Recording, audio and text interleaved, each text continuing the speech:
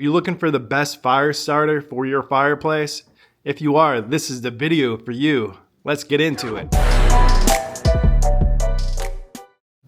I believe the best fire starter for your fireplace is Fatwood. There's 3 reasons why. One is because it's completely organic. If you don't know what Fatwood is, it's essentially just pieces of the base of a pine tree. It possesses a lot of resin inside of it, so it's easy to start up. To get this fire going, all you need is these 2 little sticks. They usually are broken up to about a 3/4 inch size by 8 inches long. You can buy this stuff pretty much anywhere. They sell it by the weight from, say, 50 pounds down to 5 pounds. But the 2 main reasons why this is what I believe the best fire starter is, one, because it starts up so fast. And the second reason why is because it only takes 2 sticks to start a fire. If you buy a 50-pound box of these sticks,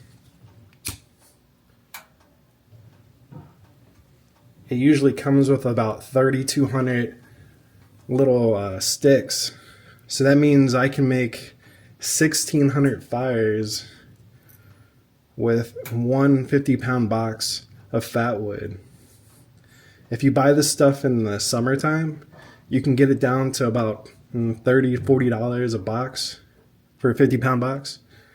During the colder months, I've seen it go as high as, say, $80-$90. So that means that the cost of this fire, so the cost of just one fire only costs me on average between like 2 cents to 3 cents. So I believe this is the best fire starter. As you'll see, it starts up super fast, and because it's so cheap. I'm from the northern East Coast, so we run a fire just about every day in the winter months, meaning that we run about 120 fires a year. 120 fires times 2 or 3 cents. You know, that's only maybe $2.50 a year is what it costs me to get my fires going every night or every day. I wouldn't be too worried about a specific brand. All the brands essentially are selling the same thing.